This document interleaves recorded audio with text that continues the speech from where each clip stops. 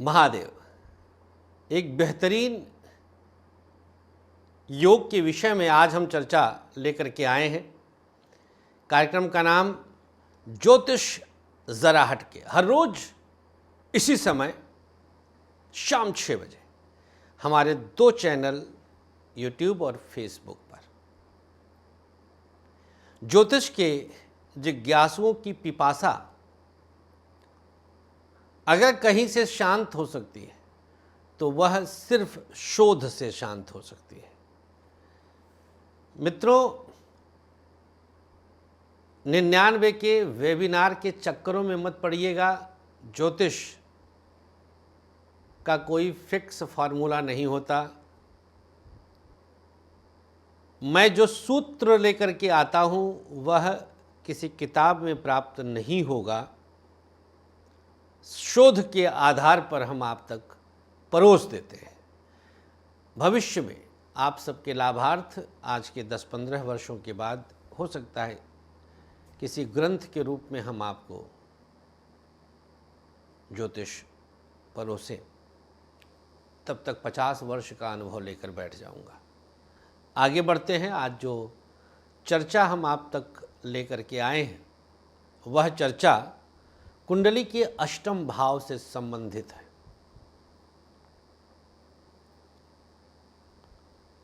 मित्रों, यह मक्खन भाव है, अंतिम तृप्ति का भाव है।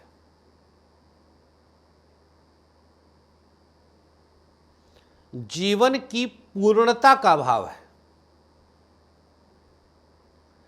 भोग के चरमोत्कर्ष का भाव है। जीव की पूर्णता का भाव है। श्वासों के ठहराव का भाव है। पुरुष प्रकृति के मिलन का भाव है। स्व के पहचान का भाव है, खुद को जानने का। आत्मचिंतन एवं अवलोकन का भाव है। अष्टम भाव बहुत गहरा भाव है। लेकिन विडंबना देखिए, मृत्यु और गुप्तांग का भाव कह करके पता नहीं किस समय से विद्वान इस भाव को सबसे अधिक उपेक्षित कर देते हैं। कसम है आपको ज्योतिष विज्ञान की, अगर इस कार्यक्रम को आप देख रहे हैं तो आप कम से कम 10-10 लोगों को शेयर करिएगा। आपको हमने कसम दिया। वजह है, जो ज्योतिष का जिज्ञासु है वो इस कार्यक्रम को सुन के पागल होने वाला है। आज वो गहराई आज मैं इसमें जागृत करने जा रहा हूं। बताना नहीं है, आपको जगाना है। बताते तो सब रहते हैं, हम तो झकझोर देते हैं, क्योंकि ये कार्यक्रम ही है ज्योतिष जरा हटके, डिफरेंट है। खैर, इतनी सारी उपमाओं और ये तो मैंने अभी 0% बताया अष्टम भाव का इतिहास। क्या क्या इससे आपको निकल के आता है? आप जो देखना चाहो, ईश्वर साक्षी है। मुझे अष्टम और अष्टमेश दे दीजिए, सत्य बोल रहा हूं मैं। केवल अष्टम और अष्टमेश दे दीजिए और पूछ लीजिए जो पूछना हो।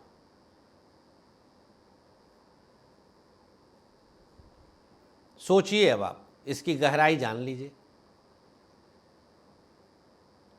मित्रों,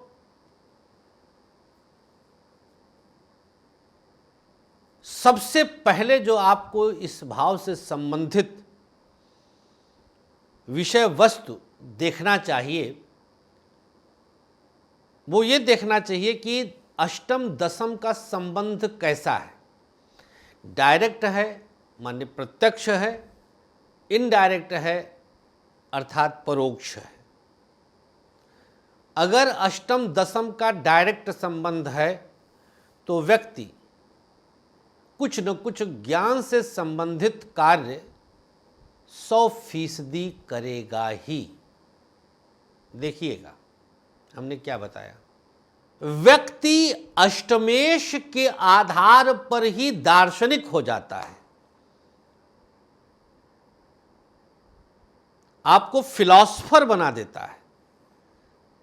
आप उस विषय से संबंधित चीजों में गहनता और गहराई प्राप्त कर लेते हैं। आप ढूंढने लगते हैं, ढूंढेंगे तो प्राप्त कर लेंगे, उसमें क्या है।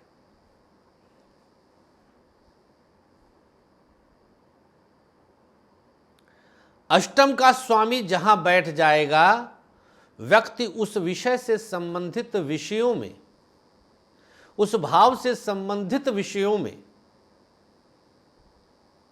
70% से अधिक समय चिंतनशील रहेगा।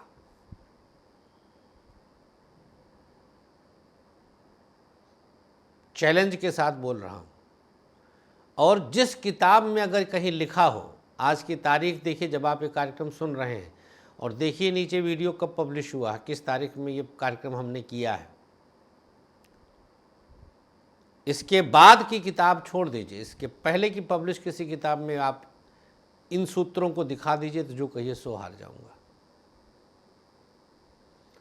70% उस विषय के बारे में सोचेगा व्यक्ति जहां पर अष्टम का स्वामी बैठा होगा।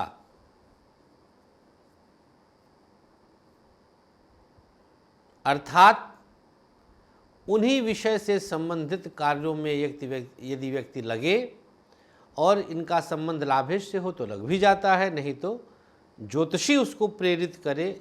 जब आप कुंडली दिखाने जाएं तो अष्टम अष्टमेश को जरूर देखें गहराई से। मैंने आज -% इसके बारे में चर्चा कर दिया है।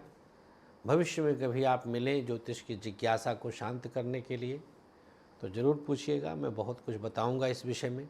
बहुत गहन शोध हमारे पूर्ण हुए हैं। और मित्रों, हम ज्योतिष का एक कोर्स भी लॉन्च कर चुके हैं, एस्ट्रो लक्ष्मी। नीचे देख लीजिए आप इसका सोशल मीडिया लिंक astrolakshmi.com पर आप लॉगिन कर सकते हैं। यहाँ पर मेरे द्वारा वीडियो फॉर्मेट में 44 घंटे का अप्लाइड एस्ट्रोलॉजी कोर्स प्राप्त होगा। आप इस कोर्स को कर सकते हैं। इसमें अंक ज्योतिष, कुंडली, बहुत सारी चीज़ें, हस्तरेखा, प्रश्न कुंडली, दशा, फलित, उपाय कैसे बनाए जाते हैं, प्रयोग कैसे बनाए जाए, बहुत सारी चीज़ें। लगभग 44 घंटा और हो सकता है 15-20 घंटे का कोर्स और अभी मैं उसमें डालूं, प्राप्त कर सकते हैं। बहुत बहुत शुक्रिया आपका। हर हर महादेव। राधे राधे।